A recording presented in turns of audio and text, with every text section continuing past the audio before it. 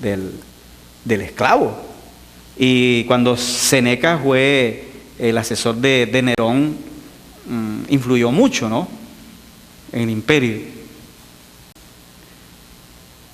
Y ellos buscaban la alta ética, el buen comportamiento, los griegos.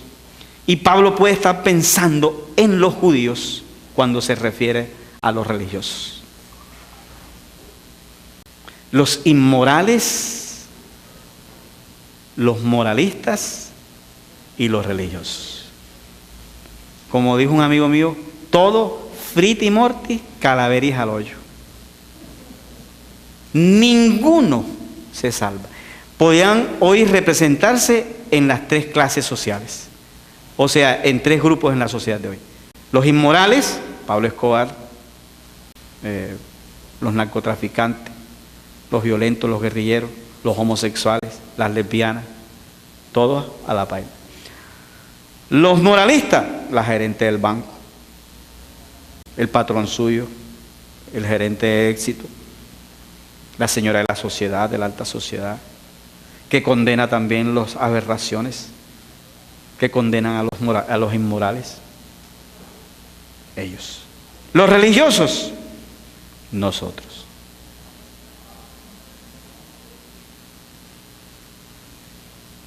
Tres sectores. Ahora, ¿pero por qué Pablo los condena? Y aquí les voy a decir algo,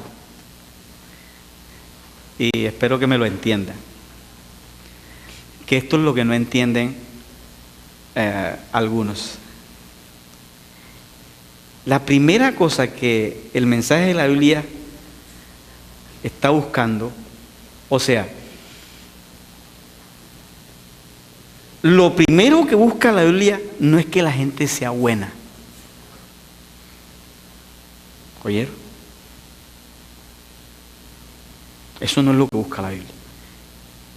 O sea, lo primero que la Biblia busca no es que nosotros nos comportemos bien. Eso no es. Porque hay gente que se comporta mejor que nosotros. Yo tengo un amigo que viaja mucho y va por allá a los países musulmanes. Cuando viene aquí a Colombia nos llama, mi esposa, somos muy amigos, y vamos y nos invita. Y un día estábamos charlando y nos estaba echando un cuento. Dice que él estuvo por allá en los países árabes. Él ha alcanzado a mucha de esta gente.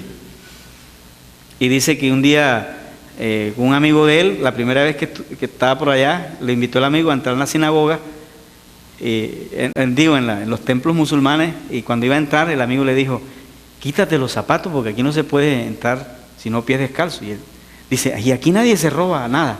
Si no, déjalo aquí todos somos musulmanes, aquí nadie roba nada. Y se quitó los zapatos y entró. Y ese amigo vino una vez acá a Colombia y él lo llevó a la iglesia. Y el amigo se iba a quitar los zapatos a la entrada. Dice: no te los quites, porque los dejas allí y se los roban, porque aquí todos somos cristianos, aquí en el país. Y en este país todos somos cristianos.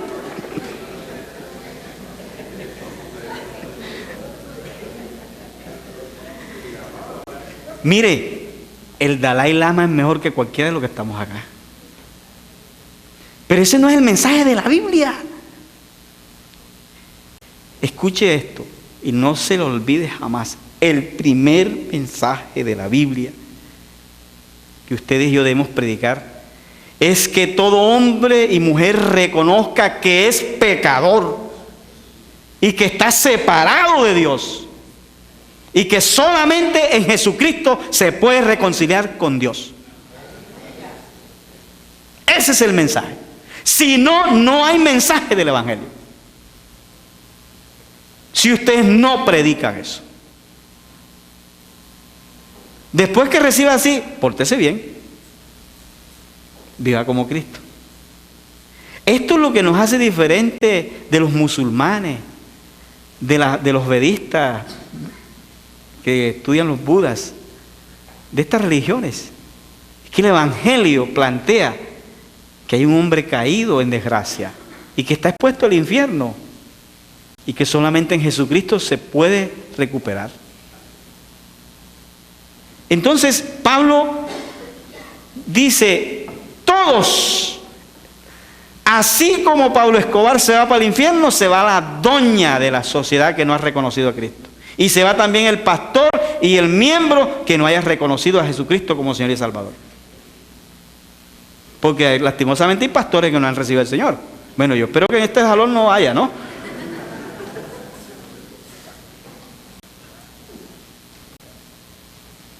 Todos deben recibir a Jesucristo para ser salvos. En Cristo es que se llena el canon de la justicia de Dios. No hay religión, no hay actividad religiosa, por muy encumbrada que sea, por muy humilde que sea, que pueda justificar al hombre delante de Dios. Solamente Jesucristo. Ese es el argumento de Pablo. Todos están condenados. Todos. Inmorales, moralistas y religiosos. Todos están condenados. Y aquí vienen los versículos más gloriosos de la Biblia, del 21 al 26.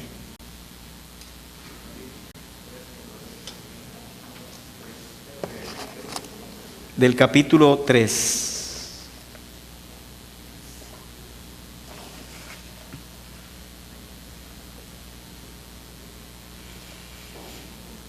Miren lo que dice estos hombres.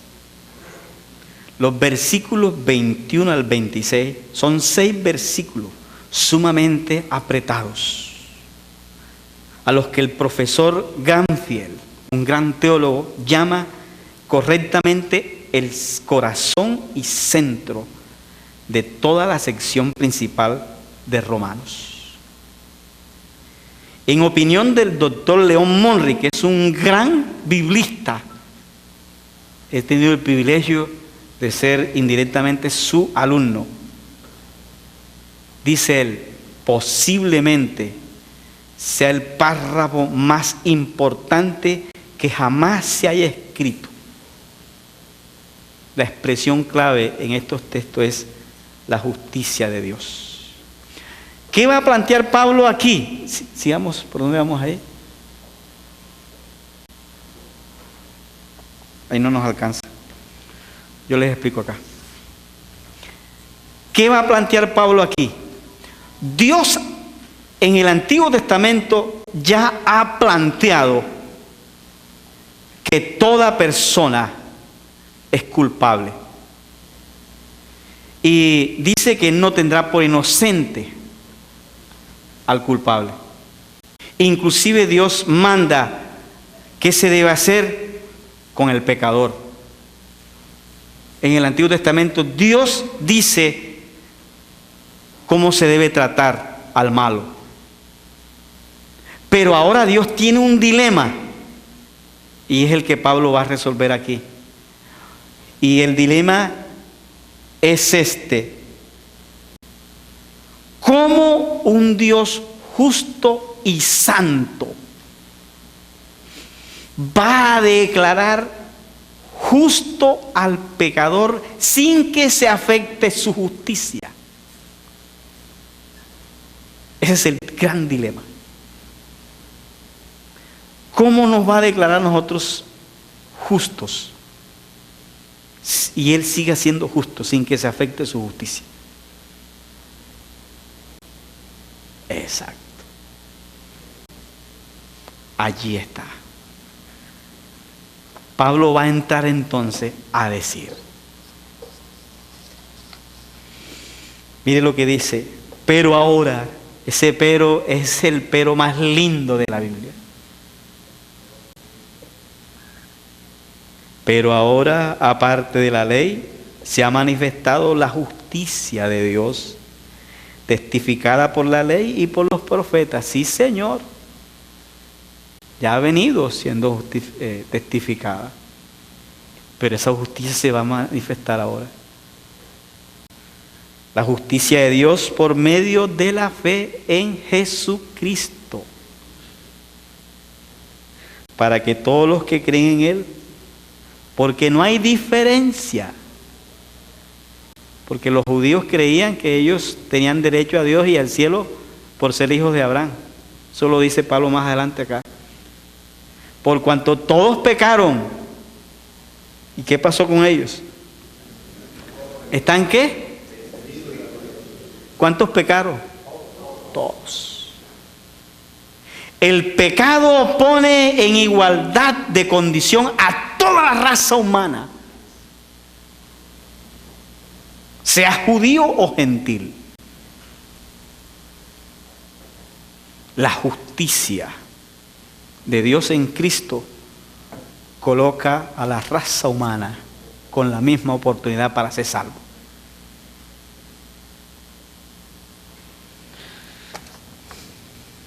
Voy a decir esto, cuando digo esto yo tiemblo.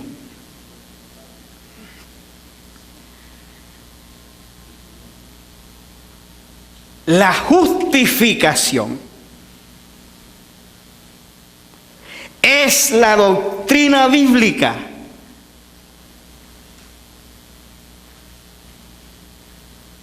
que expone o publica o anuncia cómo un Dios justo y santo castiga los pecados del pecador en Cristo para declarar inocente al pecador. Harrison se pone a analizar el asunto de la justificación, un gran teólogo, y él dice: no lo entiendo. Lo único que puedo decir es que justificación es Dios por nosotros, aunque nosotros estemos en contra de Él.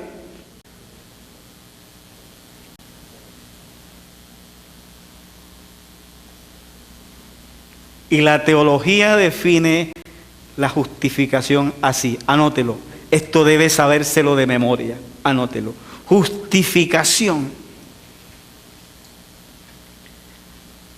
es el acto de gracia y soberano de Dios, que por medio del sacrificio de Cristo en la cruz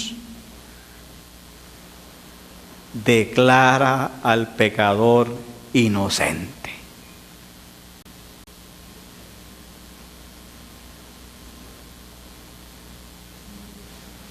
Esto es el corazón del Evangelio.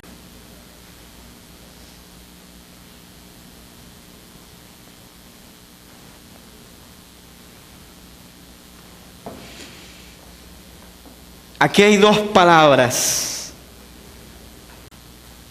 en estos versículos, en el 25, que me gustaría explicárselas.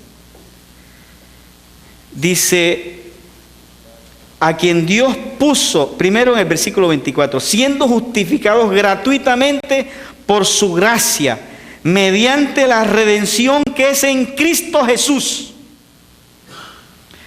La palabra redención aquí en el griego es apolitrosis, y es una palabra del mercado. Cuando la persona entraba al mercado de los esclavos para comprar esclavos, apolitrosis. A mí me encanta Hebreos 10:5. ¿No lo podemos leer?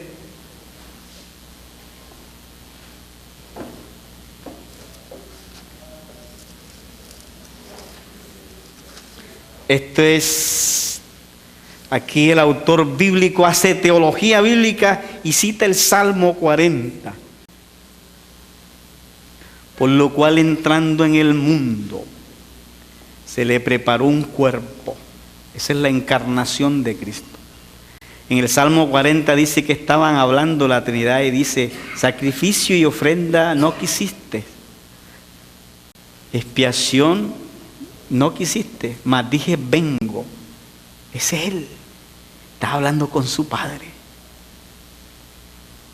Y entonces dice en el Hebreos 10:5, y entrando en el mundo, en este mundo, dice que le prepararon un cuerpo, porque tenía que venir con un cuerpo. Se lo prepararon en María para entrar al mundo, para entrar al mercado de los esclavos.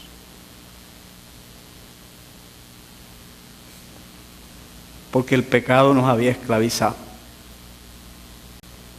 Y Él entró en el mercado de los esclavos. Él es la politrosis, que entra para comprar con su sangre, para poner en libertad.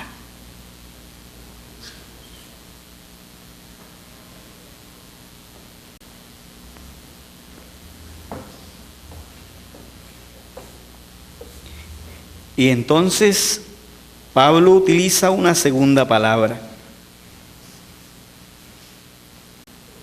Versículo 25, a quien Dios puso como propiciación. Y Pablo utiliza la palabra hilasterion. Hilasterion. Si la quiere poner sin H o con H suena lo mismo. Hilasterion. Hilasterion es una traducción de la Septuaginta de la palabra del hebreo kiper. Kiper, que era la tapa del propiciatorio donde se rociaba la sangre para la expiación de los pecados. Y podía significar tapa o cubierta, pero Pablo no la está utilizando aquí tan sencillamente. Y no le quiere dar ese entendimiento aquí. Porque la palabra hilasterion o hilasterion también significa propiciación. Expiación, que era limpiar lo sucio, lavar, asear.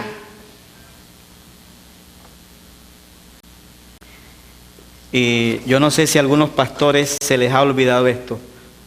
Por favor, si lo han olvidado, pídanle perdón al Señor. Nosotros tenemos que entender que no hay revelación progresiva en la Biblia. Hay revelación complementaria. Porque si hablamos de revelación progresiva, entonces algunas cosas quedarían en desuso de la Biblia. Porque esto sería entonces superior a esto. Y ya esto no tendría sentido. La Biblia no es así. La Biblia es una revelación complementaria. Esto se ve mejor a la luz de esto y esto se ve mejor a la luz de esto. ¿Cierto que así es? ¿No están de acuerdo conmigo? O sea, ¿cómo se entiende mejor el Nuevo Testamento? ¿A la luz de quién? Del Antiguo. ¿Y cómo se entiende mejor el Antiguo? ¿A la luz de quién? Del Nuevo. Si no tenemos el cuadro completo, estamos perdidos. Eso es revelación complementaria. Y miren esto. ¿Qué se hacía en el día del Yom Kippur? El Yom Kippur. Yom es día y Kippur es día de la expiación. Kippur es expiación. El Yom Kippur era una vez al año. Y se traía el animal. El del sacrificio, el de la expiación. También el de Azazel se traía, el que se llevaba al desierto. Pero ambos animales, pero vamos a coger de la expiación. El sacerdote venía y le colocaba las manos. Y eso se llamaba imputación. Esa doctrina tienen ustedes que revisarla hoy en día. Porque son las doctrinas bases del Evangelio. Imputación.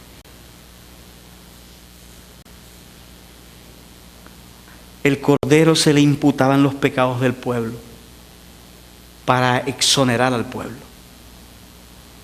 Los judíos debían entender que quienes debían estar allí eran ellos, pagando por su pecado. Pero Dios les había, a través de los ritos levíticos, les había dado esta oportunidad. Y si le imponían las manos. Luego se traía el animal y se colocaba en el altar. Eso se llama sustitución. Quien debía estar allí era el pecador, no el animal. Israel debía entender eso. Israel se les fue la paloma creyendo que Dios necesitaba era sacrificio. No, lo que Dios quería era que entendieran que su pecado era tan grave que merecían la muerte. Pero alguien moría en su lugar. Aquí es sustitución. Luego se pasaba la espada y se derramaba la sangre. Entonces se daba el rito de la expiación. Y el judío pasaba de ser culpable a no ser inculpado por la falta. En el altar.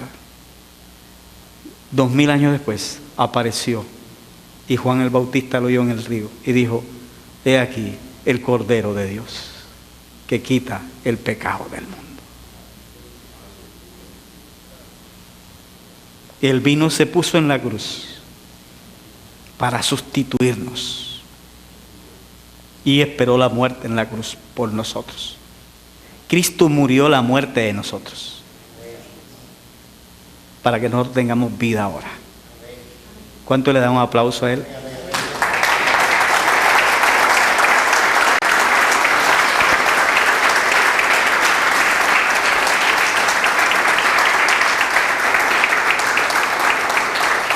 Qué bueno cuando lo manosearon los romanos, ¿no?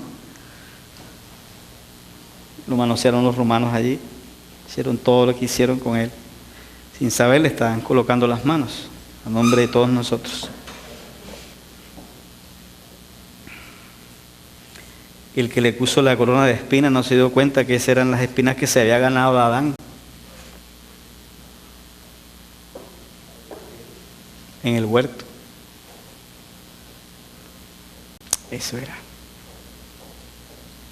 Llevaba la maldición, el perdón de los pecados.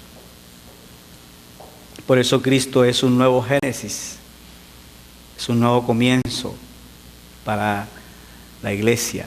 Por eso Juan empieza su evangelio como Génesis, en el principio, porque para ellos Cristo es el nuevo Génesis. Y gracias, hermana, se acordó de mí, ¿no?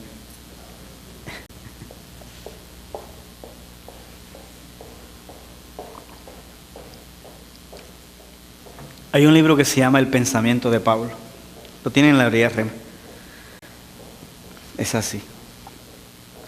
Para Pablo, Cristo es el nuevo Génesis. Es un nuevo comienzo. Juan se encanta con eso, con demostrar de que Cristo es el nuevo Génesis. Por eso empieza su libro. Y en su libro cuestiona a los judíos que no hayan dejado la tradición, que se apegaban a la Torá. Y él dijo: no, el Génesis está redefinido en Cristo, Él es el nuevo principio. Y después les redefine el Éxodo cuando dice: y el Verbo se hizo carne y habitó entre nosotros y vimos su gloria. Ese era el Éxodo de Israel en el desierto, cuando se veía la gloria en la tienda. Dice: no, la verdadera tienda es Cristo. El verdadero éxodo no es Israel. Ese no es el éxodo. El éxodo es Cristo, es Dios en Cristo que se vino. Se vino del cielo 33 años para caminar. Ese es el verdadero éxodo. No es Israel.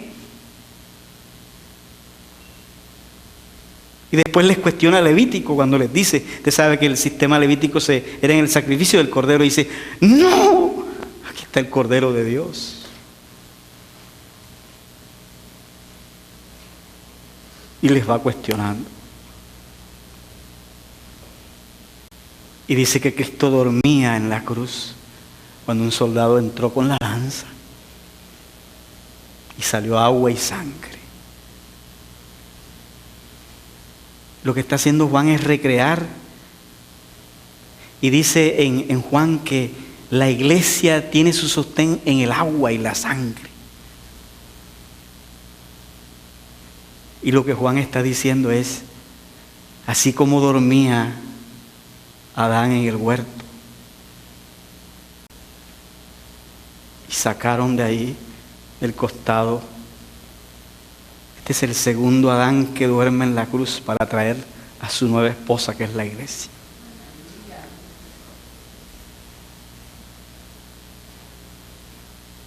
Porque este es el nuevo Génesis. Por eso vemos en Juan 20, cuando Él sopla sobre los discípulos, después de la resurrección, Él sopla. Pero no pasó nada ese día. ¿Dónde más soplan en la Biblia? En Génesis. Ahí también soplan para empezar la creación. Y Jesús dice, esta es mi nueva creación. Porque ellos se están manejando que este es el nuevo Génesis. Mis hermanos, si lográsemos entender nosotros el corazón del Evangelio, nosotros nos convertimos en una iglesia poderosa. ¿Cuántos lo creen que es así? Hasta ahora hemos predicado un evangelio muy light, de ofertas. Pero este es el evangelio. Por eso, ¿cómo se llama este tema? ¿Revisando qué? Las bases del evangelio. Este es el corazón del evangelio. La justificación. No me puedo quedar más aquí, por favor, porque se me va el tiempo y nos queda esto mucho, bien mucho. Listo. Ya Pablo entonces nos explicó el asunto. Y cogió 10 citas del Antiguo Testamento para decir que todos están bajo pecado. Ahora, Pablo le va a responder a los judíos que no aceptaban esta tesis.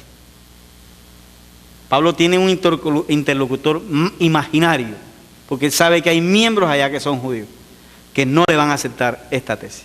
Entonces, capítulo 4. ¿De quién serán esas gafas?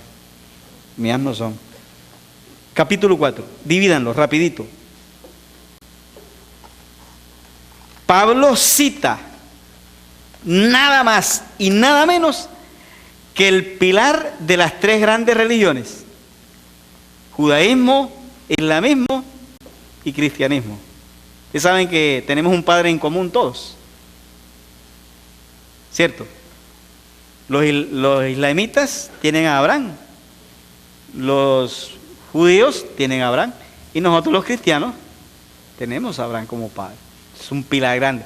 Y aquí Pablo les coge, claro que en ese tiempo todavía no se daba eso, ¿no? Pero aquí se está dirigiendo al judaísmo. Y mire cómo se los va a cuestionar. Dice, porque ellos eran muy dados, se sentían orgullosos de ser hijos de Abraham.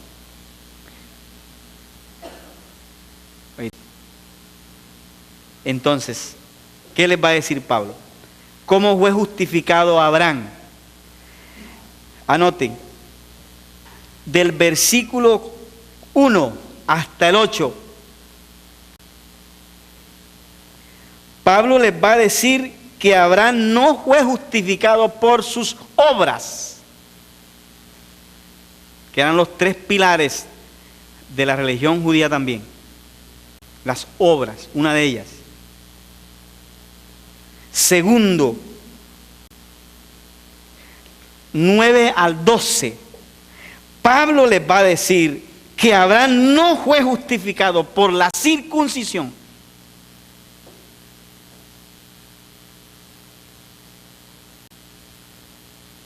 Romanos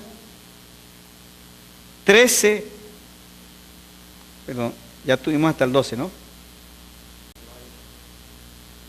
Romanos 13 al 17. Pablo les va a decir que Abraham no fue justificado por la ley. Esos tres pilares del judaísmo: las obras, la circuncisión y la ley. Se los plantea a ellos. Entonces, mire lo que va a hacer Pablo. Del versículo 23 en adelante. Ya les di la cita, ¿no? 4 del 17, perdón.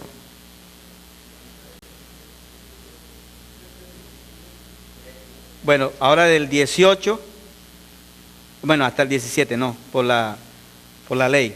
Ahora del 18 hasta el 25, Pablo va a decir que Abraham es modelo de fe para judíos y gentiles. Quiero que haga este sermón y se lo predique a la iglesia. Le voy a dar los puntos aquí enseguida. La fe de Abraham, lo puede titular así: ¿qué características tenía? Versículo 18, creyó en esperanza. Ese es su primer punto de la predicación. Usted verá cómo lo llena. Segundo punto de la predicación: la fe de Abraham, versículo 19, no se debilitó. Segundo punto de la predicación. Tercer punto de la predicación de la fe de Abraham, versículo 20, tampoco que dudó.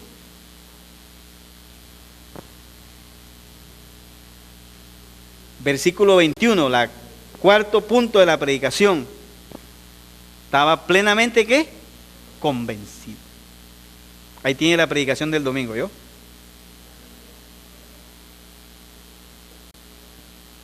Esas cuatro características tenía la fe de Abraham. Una fe que creía en esperanza contra esperanza. Una fe que no se debilitó. Una fe que tampoco dudó. Y una fe plenamente ¿qué? Convencida. Listo. Vamos al capítulo 5, porque esto ya está como motilando loco. Porque yo tengo que terminar esta sesión ahora antes del almuerzo, porque la segunda sesión ya es después del almuerzo. Vamos al capítulo 5. Pablo va a hablar de los efectos inmediatos de la justificación. Del versículo 1 hasta el 11, efectos inmediatos de la justificación. Prepare este sermón. Este sermón es textual porque está nada más en 2 versículos. Prepárelo y délo bien. ¿Oyó? Délo bien. Y déselo a la iglesia bien. ¿Cuáles son los efectos inmediatos de la justificación? Primero, paz para con Dios. Paz para con Dios.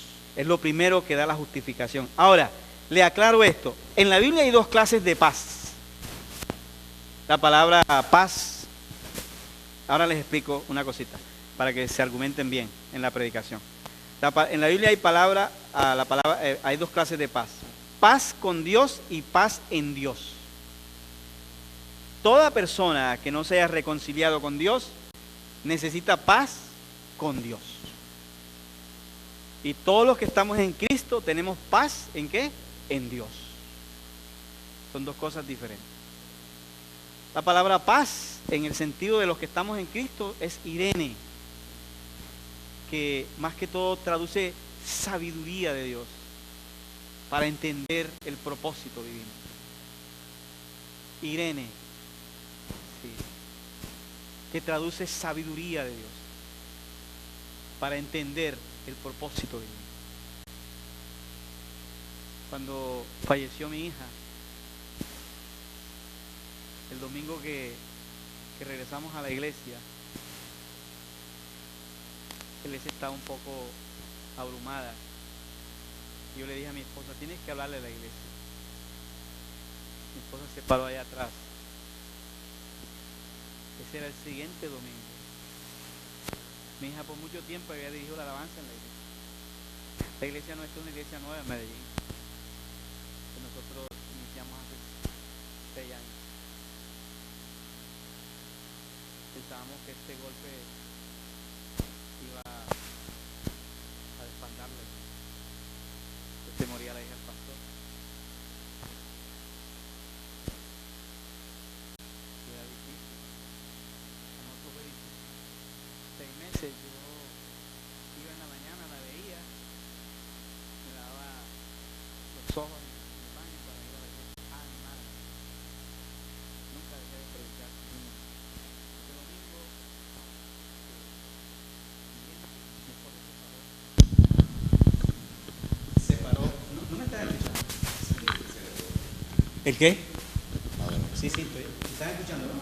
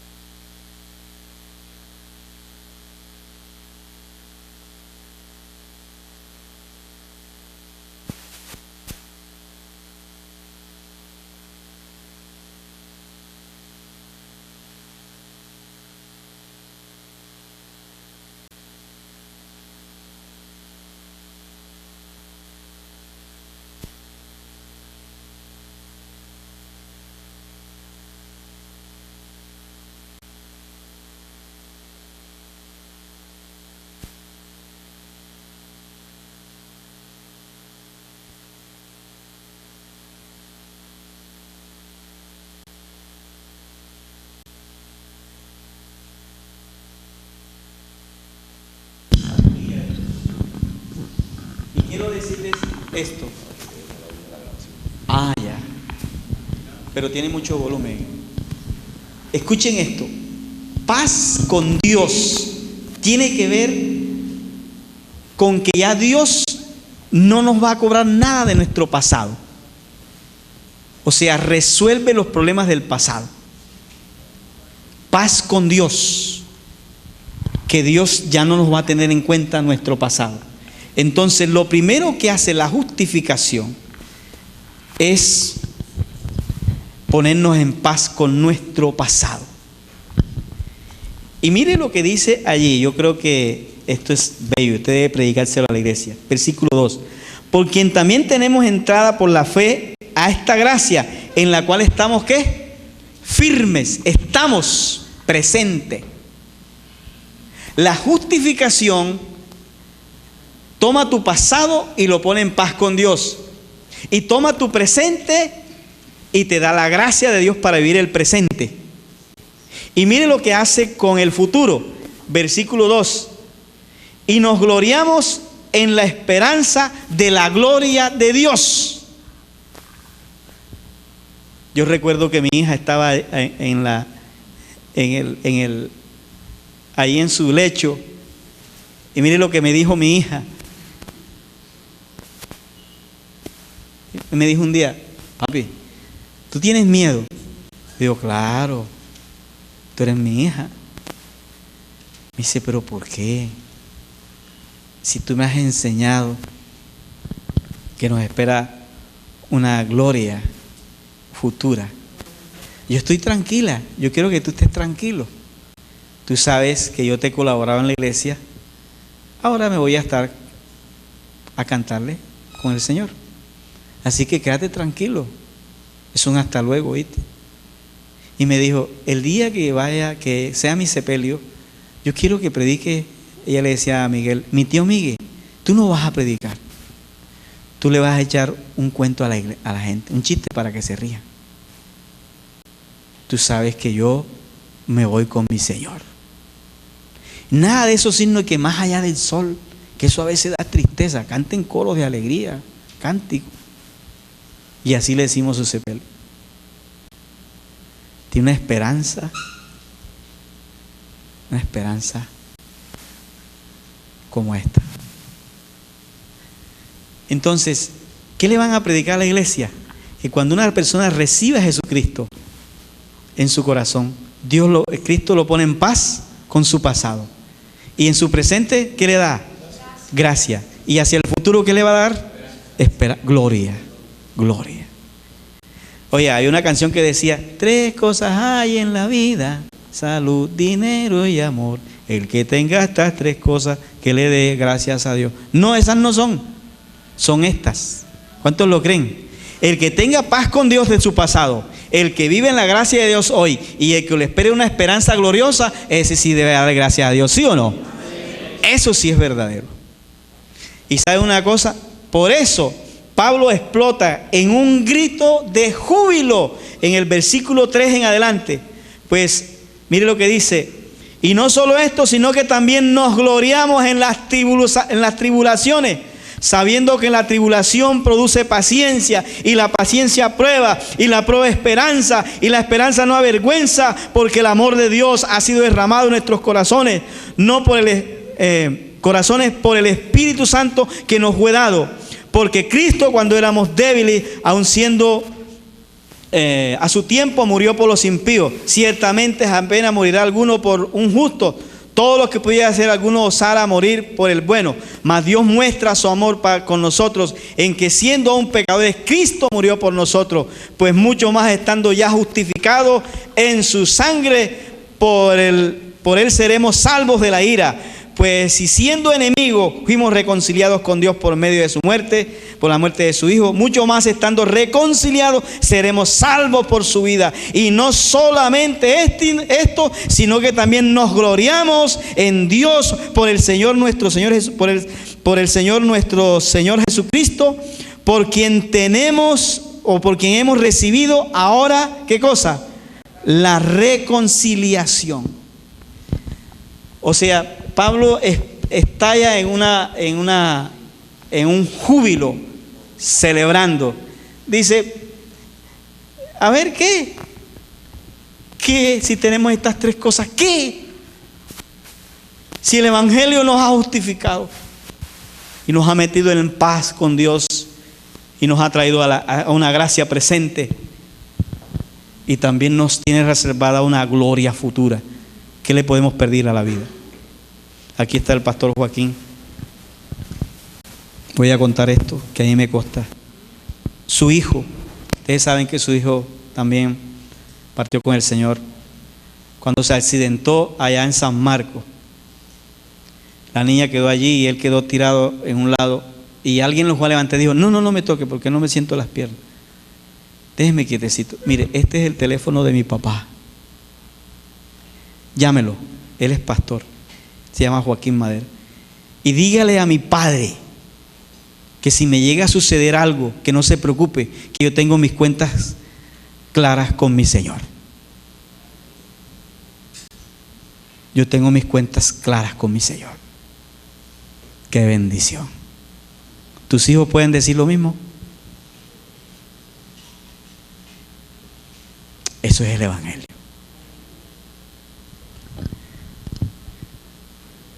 ¿Quién se va a reír de nosotros? ¿La muerte? No. ¿Las dificultades? No. El próximo grito de júbilo está en el capítulo 8 al final. Pero eso lo hace Pablo ya después que ha hablado de la santificación. Aquí el primer grito de júbilo lo da después de la salvación. Allí termina. Y luego Pablo hace un contraste del versículo 12 hasta el 21 entre Adán y Cristo. ¿Por qué? ¿Por qué hace ese contraste? Porque Pablo tiene un interlocutor imaginario. De pronto a alguien se le va a ocurrir, dice Pablo, decir, bueno, ¿cómo es que va a suceder todo eso por la muerte de un nazareno allá en la cruz? ¿Cómo así? ¿Y cuánta gente no ha muerto ahí en la cruz? ¿Cómo es que se murió este ahora en la cruz y ahora Pablo nos viene a decir que por la muerte de este va a ocurrir todo eso, que nos van a justificar, que ya no debemos pecado a Dios? A alguien se le puede ocurrir eso, dice Pablo. Dice, bueno, yo les tengo la respuesta. Entonces Pablo cita un ejemplo histórico y a la vez teológico. Uno histórico para decir que lo que hubo en el huerto fue un asunto real de pecado, que no se puede interpretar de otra manera. No es que así se llamaban todos los hombres Adán, y eso significa tierra. Y algunos salen con su interpretación. Y Pablo dice, no, este es un ejemplo histórico. Este hombre, él se llamaba Adán, y le pusieron un apellido, Pérez. Adán Pérez, porque lo pusieron Perecerás, ¿cierto? Perecerás. Adán era uno solo, dice, y él fue el que nos metió en problemas a todos. Entonces Pablo empieza a decir cómo Adán nos involucró a todos. Ahora, los judíos aceptaban que Adán sí nos había metido en problemas a todos, eso lo aceptaban los judíos. Entonces Pablo dice, bueno, así como un hombre como Adán nos metió en problemas, otro hombre como Jesucristo nos sacó ¿de qué? Del problema. Y ese es el argumento de Pablo. Y ahí termina la sección de salvación. Sigamos rapidito para santificación. Capítulo 6.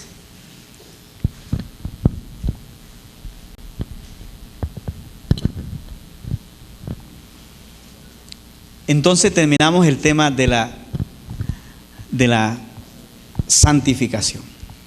Digo, de la salvación. ¿Cuál es el corazón de la salvación? La justificación. Ese es el corazón del Evangelio. La justificación. Ahora Pablo va a hablar en los capítulos 6, 7 y 8 de la santificación. Algunos, como Pablo viene colocando esto tan bacano, porque sí es bonito, ¿cierto? Cómo se da la salvación sin ningún esfuerzo humano, sino que todo el gasto lo hace Dios. Y entonces algunos están diciendo, pero así es bacano, Dios no nos va. Y algunos, Pablo había dicho una vez que donde abundó el pecado, sobreabundó ¿qué? La gracia. Algunos dijeron, bueno, sabroso, vamos a pecar más pues, para que haya más gracia.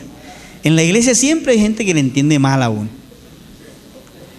Está como la viejita que oyó, dice que teníamos que despojarnos del viejo hombre, igual a la casa ya pobre viejito.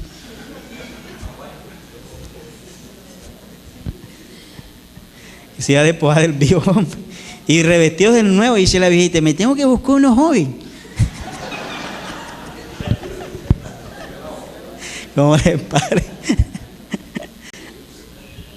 Aquí había gente también que estaba malentendiendo, y él lo deja ver en el versículo 1. ¿Qué pues diremos? Perseveraremos en el pecado para que la gracia abunde. Y de esto acusaban a Pablo. Mírenlo en el capítulo 3, versículo 8. En la iglesia de Roma habían llegado esas noticias, por eso le envía la carta. Mire el versículo 8 del capítulo 3. Deja ver Pablo que habían personas que lo habían informado mal, que le habían sacado de contexto el concepto. Dice, ¿y por qué no decir cómo se nos calumnia y cómo algunos cuya condenación es justa afirman que nosotros decimos, hagamos males para que vengan bienes? Ese es capítulo 3, versículo 8. O sea, había gente que había malinterpretado y lo estaba indisponiendo con la iglesia. No, Pablo, allá en Roma dice, a ese Pablo, perverso. ¿Qué enseña Pablo? Que hay que seguir pecando para que haya más gracia. Y Pablo dice, yo no he dicho eso. Entonces, en el capítulo 6, Pablo va a decir que una respuesta natural de los justificados en Cristo es una vida santa. Y aquí utiliza en el versículo 2, donde dice, en ninguna manera me genoito. Porque, ¿cómo dice? En ninguna manera, porque los que hemos muerto al pecado, ¿cómo viviremos aún en él? La idea es esta. ¿Cómo vamos a traer el muerto otra vez a la casa? ¿Quién de ustedes, después que entierra a alguien, va y lo saca a los 3 días y lo trae a la casa? Bueno, esa es la idea allí. Observen esto. Pablo va a utilizar aquí 3 alegorías para hablar de cómo el Señor por su muerte también nos justifica y nos libra del pecado. La primera alegoría está del versículo 1 y él la sigue y la explica hasta el versículo 14. La segunda alegoría está del versículo 15 hasta el 23. Y la tercera alegoría está del capítulo 7, 1 al 6. Si ustedes son buenos observadores, noten cómo la sección del 1 al 14 está formando una gran inclusión. Esta es una forma de cómo ellos también escriben sus argumentos. Mire la gran inclusión que forma Pablo. Con la palabra gracia. Versículo 1. ¿Qué pues diremos? ¿Perseveraremos en el pecado para que la gracia abunde? Y en el versículo 14, porque el pecado no se enseñoreará de vosotros, pues no estáis bajo la ley, sino bajo ¿qué? Esa es una gran inclusión. Cuando un autor bíblico utiliza esta figura literaria, lo que le está diciendo al lector es que el lector tenga cuidado que todo lo que él va a tratar en la sección que él encierra con la palabra es el corazón de esa sección. ¿Oyeron? Lo que es una inclusión. En la Biblia hay muchas inclusiones. Siempre ustedes tienen que pararle bola a eso. ¿Oyeron? Cuando estén leyendo, especialmente en los salmos, en la literatura es muy dada la parte de la inclusión. Y Pablo entonces aquí nos va a plantear que todo este argumento de la santidad está sobre la base de la gracia. Y aquí quiero corregir un poquito. Yo sé, a mí me ha pasado también. Les voy a decir lo siguiente. La gracia no creció porque el pecado creció. La gracia creció para detener al pecado y sus consecuencias.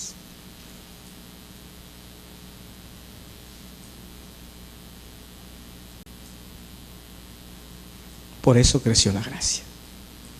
Porque la gracia no podía ser desproporcional al pecado. Ahí sí hubiésemos quedado nosotros bien mal. Y les voy a decir lo siguiente. Muchos pastores inclusive piensan que la gracia es como una muchacha que nos sirve de decán y nos trae a la puerta de la iglesia y nos dice, hasta luego, de aquí adelante defiéndase como pueda.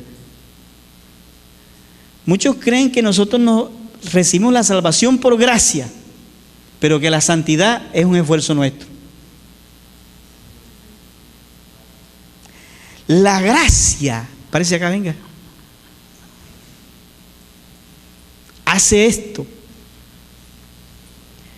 La gracia no solamente toma al pecador y le dice, entremos en Cristo, sino que también le dice, caminemos a mi lado para ser santo.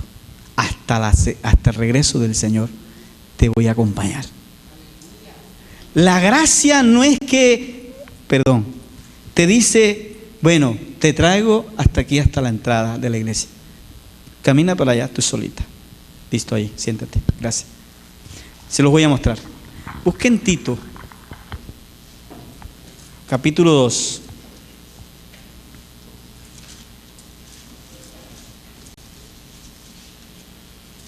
Yo pensé que este era el santo más chiquito, santito, pero hay uno más chiquito. ¿Se acuerdan de Titico, compañero de Pablo?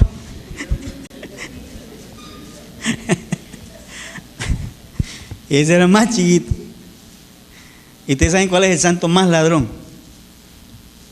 Santo Fimio Botero.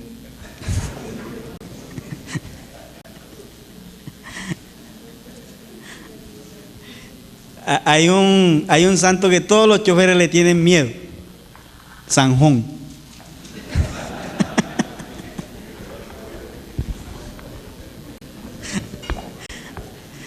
Bueno, ustedes no me están pagando aquí para que yo cuente chiste. Vamos a seguir. Capítulo 2. Versículo 11. Mire, arme el sermón de aquí de mañana también o de pasado mañana. Ármelo aquí. Mire, la gracia.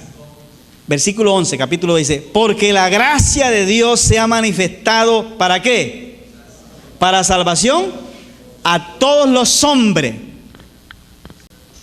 La gracia se ha manifestado para salvación. Primero, aquí aparece la gracia como salvadora. Pero en el versículo 12, la gracia que es salvadora se convierte en maestra del salvo. Y dice que esa misma gracia que nos salvó, ¿qué hace? Enseñándonos que renunciando a la impiedad y a los deseos mundanos, vivamos en este siglo sobria, justa y piadosamente. La misma gracia que me salvó es la misma gracia que me enseña a vivir una vida santa. Tito 2, 11, 13. Y mire qué hace esa gracia hasta el final. Versículo 3, aguardando la esperanza bienaventurada y manifestación gloriosa de nuestro gran Dios y Salvador Jesucristo. La misma gracia que me salva, la misma gracia me enseña a ser santo, y es la misma gracia que me sostiene hasta la venida del Señor. Yo pensé que iban a decir amén. Por lo menos yo pensé que iban a venir a pasar casi ya la palabra aquí. Yo me emociono cuando leo esas cosas y cuando entiendo, ¿no? Porque este es el evangelio que Pablo nos está planteando. Escuchen esto, les voy a dar este consejo. Siempre que lean una carta del apóstol Pablo, deben remitirse a Romanos. Romanos es el corazón